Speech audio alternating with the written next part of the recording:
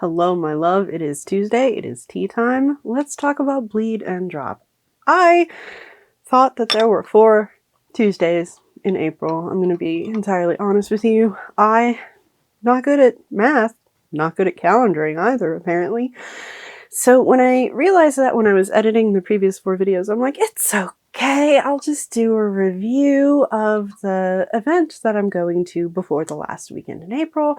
It'll be a quick edit, but it'll be fine. Well, we're having very severe weather around the Kansas, Missouri area, and our event has been postponed. Instead, we're going to talk about bleed and drop. Yes, those are absolutely jargon terms, and I'm going to break them down for you. First of all, bleed. Bleed is like getting a little bit of chocolate in the peanut butter in the chocolate of your LARP character and your real person, kind of blurring the lines of who and what they are. If I go to a LARP event after I have been, had a little mental breakdown or something, and I have feelings that I haven't processed and they're still like sitting inside, I push them down and I bottle them up. Those feelings may transfer onto my character, and my real life problems may influence the decisions that I make as a character. Conversely, if there are big feels in an event, you might come home and still be feeling your character's feelings. Your personal life, your real life, may be affected by what happens in the imaginary world. Eventually, I'd love to get a professional on here to sit down and tell you that the brain cannot differentiate between imagination and real, and that's why a lot of these like self-help things with affirmations eventually work, is because if you tell yourself enough, your brain, if you pretend, your brain thinks that it's real, and then it becomes real. It's a fake it until you make it. When we pretend hard enough, it essentially is real to our brains. That's why when we watch a really good movie, we have that suspension of disbelief, and we get the thrill and the exhilaration or the secondhand embarrassment of watching what somebody else is going through, because we're entrenched. Our brain is narrowly focused on what's going on the screen. It's just like that in LARP. If you really get into it, you can be absorbed by your character. And this is not always negative. I have a really good friend who was very, very shy before she started LARPing. But over the course of playing a more outgoing character than she herself was, she began to take some of those traits from the character and become a more outgoing person. Bleed can totally be positive. I myself am now playing a character where I'm experiencing some positive bleed. My character for Britannis is I don't want to say that she's full of herself, but she believes. And the firmament of her belief is steady, rock solid. She believes in herself. She believes in her mission. And it's surprising to know, but I have always kind of struggled with self-confidence and the fear of being rejected and unliked and ridiculed. Yay, elementary school bullying. Scars us for life, right? So playing a character who doesn't have that kind of emotional baggage, like when I can put that part of myself off to the side and I can play somebody who really and truly does believe in everything that she does and the reasons why she does it, boy, that feeling. Taking that feeling out of LARP and into my real life is so freeing. I cannot even explain to you how that positive bleed has affected me and helped my self-confidence to go from kind of rock bottom to, at least middling, right? I'm still in the process of it, but I'm somewhere higher on the trunk of the tree of climbing to I don't care what other people think of me. I believe in myself. Because of bleed. Well, partially because of bleed. Bleed is not always positive, and we kind of sort of want to mitigate the negative aspects of bleed, because we don't want our pretend life to destroy our real life, and we don't want our real life to creep in and destroy the fun of our pretend life, right? Some of the things in my experience that can contribute toward bleed is playing a character that's very close to yourself. I know when you go into an unfamiliar space, you don't know what to expect. It can be very difficult to play someone wildly different than yourself, someone who has a completely different morality, set of beliefs, guiding principles, things like that. I'm not talking about, ooh, I want to play an elf. That is honestly superficial to the guiding principles of what the character is. If you play somebody who is really removed from your point of view, it takes a lot longer to get into that headspace, but that headspace is disconnected from your thoughts, your feelings, your beliefs. I found that I experienced a lot more negative symptoms of bleed when I played my last character whose, like, her principles were very close to mine. And like, the bad guys aren't always bad. Maybe they've just done bad things. We should talk to them and we should figure out why they're doing bad things. And then maybe we can help them stop doing bad things and be better people. That's very close to what I believe. And a lot of people in the game, a lot of characters in the game didn't like that. And I came away feeling like people didn't like my character and then thus didn't like me.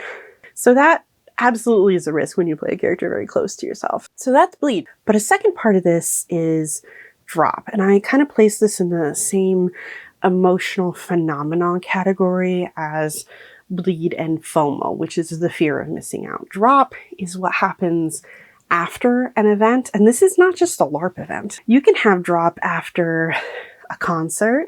You can have drop after a con. You can have drop after anything that you were looking forward to. Anything that gives you a heightened level of serotonin and dopamine, all those feel-good chemicals. If you go to do something and you've been stewing in that, if you go on a trip to a gorgeous national park and you get to camp out for a week surrounded by beauty, and then you come home to your mundane life surrounded by cement and glass, and you don't get any sun, and suddenly you don't have all of that stuff that made you feel good. The drop back to normalcy can feel like you're going past normal down into an oubliette of emotion, especially if you experience rejection-sensitive dysphoria, which I'm not going to make a video on right now because that's not this video, but YouTube has a wealth of information on what exactly rejection-sensitive dysphoria is. I personally find that my drop is really, really bad when it triggers my rejection-sensitive dysphoria. My game has this thing that they do after events called the favorite moments thread. And I have to go in and I have to mute that. Because, and like, I feel so bad, like, not wanting to read what everybody's favorite moment is, but 99% of the time, I get no mention, and it triggers my rejection-sensitive dysphoria and makes me feel like, oh, maybe I shouldn't have gone, maybe I'm not wanted there, and with all of the feelings from the event gone, and in that little depression of brain chemicals, it can get pretty dark, especially if you had a not so great event and you also have rejection-sensitive dysphoria, or, you know, you have the right combination of things happen that make you feel super bad. We don't want that to result from our happy fun times. That's a very bad thing. I mean, not to say that emotions are bad, because feelings are just feelings. They're just there to tell us something. And sometimes we're not ready to get curious about what they're trying to tell us. And we need to mitigate the effects of the drop and make sure that we protect ourselves from our brains trying to be spicy. That's, I guess, the best way to say it. So, how do you mitigate drop? One, you have to listen to your body. We often just ignore the cues inside of us that are like, oh, you're thirsty, you're hungry, you need to go to the little streamer's room in 5 minutes. No, we don't hear that. And then all of a sudden it's like, oh, I have to go to the little streamer's room now. Especially neurodivergent folk, we are real not good at that interoception, I think is the term. We're not good at listening to what it is we need. And we're also not good in this day and age about resting.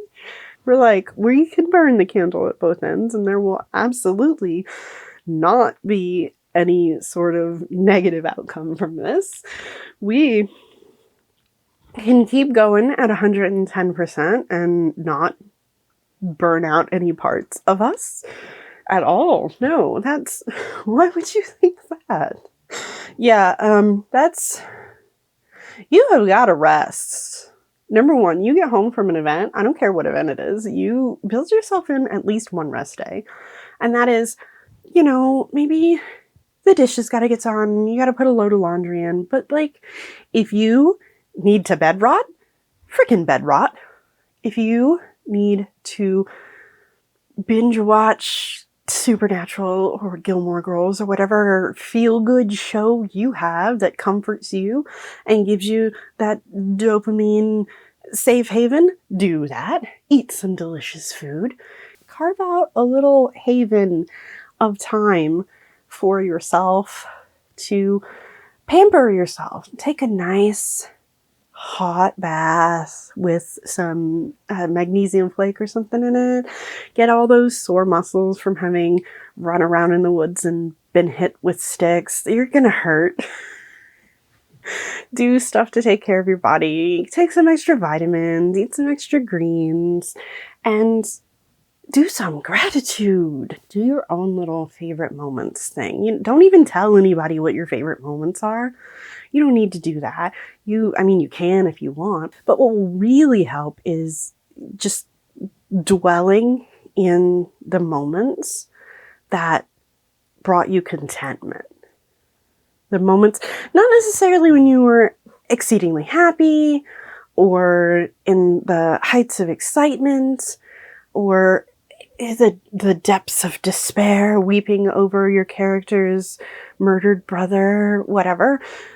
Those moments are cool, but they're not the moments that give you contentment. And the thing that is going to fight the drop is contentment. Did you sit down and have a quiet cup of tea with a friend? Did you get to enjoy the bird song?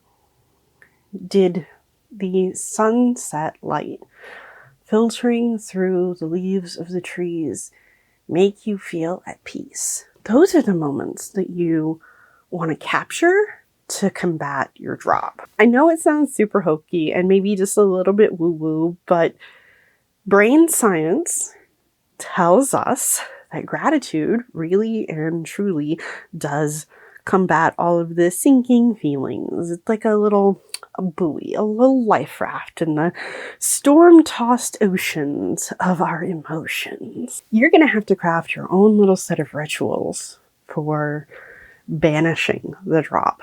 What I do is I make a nice pot of tea and I make sure I don't have any demands on me the day following. I take a nice hot soak for like an hour with, I use 2 different types of magnesium in my soaking bath, and I will have a can of bubbly water beside me, read a book, and just try to let everything wash over me and just exist in the moment and not think about what happened, what I could have done better, what I didn't like. The rumination, I find, really worsens the drop. So just like putting everything from the event off on a shelf to deal with later, which I know so very easy, but attempting to make some space to be yourself after you've spent a weekend being someone else. Just reconnect with yourself. Make a little sacred you time. Oh my gosh, how groundbreaking. She says to rest. Like, it will solve all of the problems.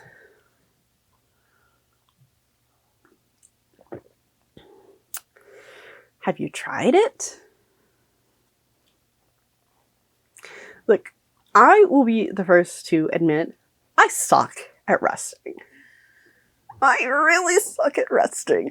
I feel like there is constantly something that needs to be done.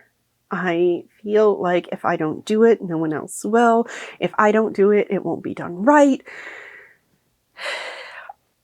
Once I get into the groove of working, I don't want to stop. So taking a 15-minute break is freaking torture to me. Getting up and walking away from something that I'm doing and not keeping myself busy,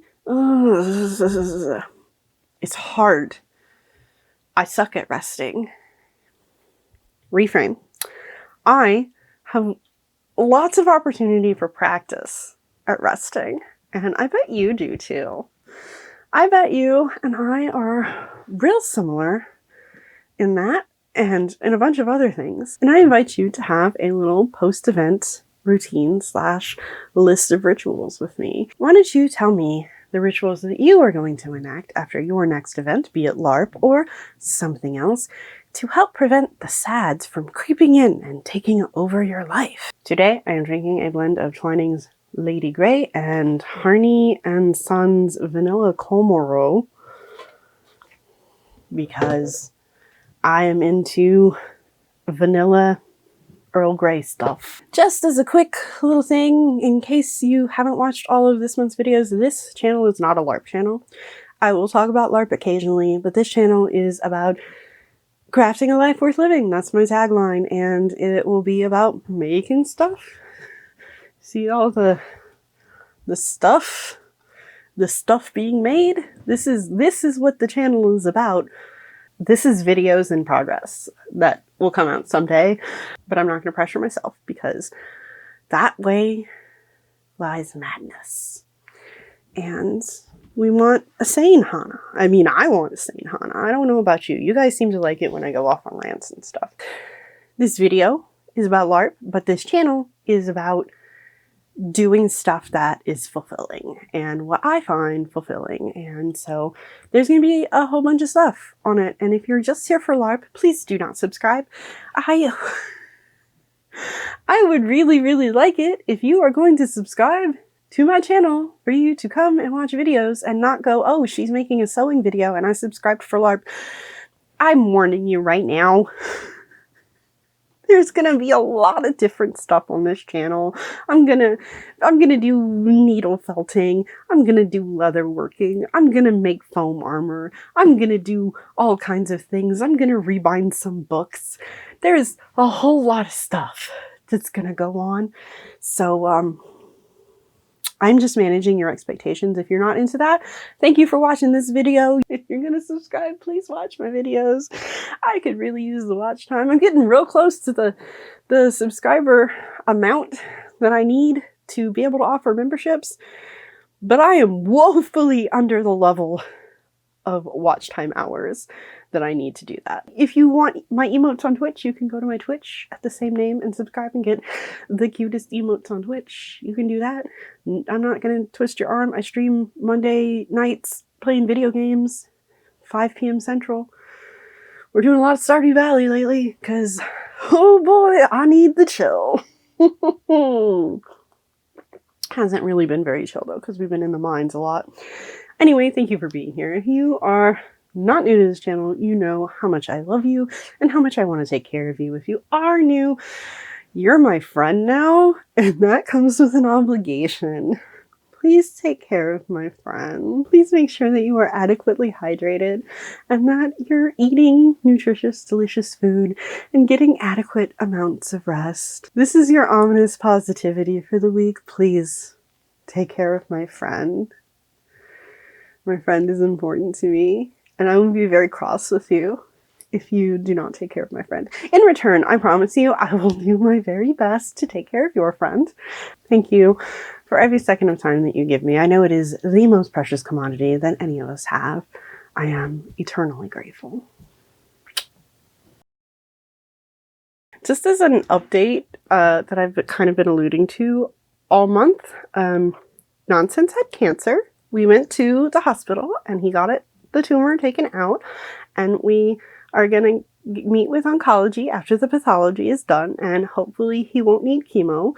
He's healing up great. Everything looks like it's great. So fingers crossed that's the last of the health scares. Sorry to have worried you. Things have been obviously. So yeah, fuck cancer.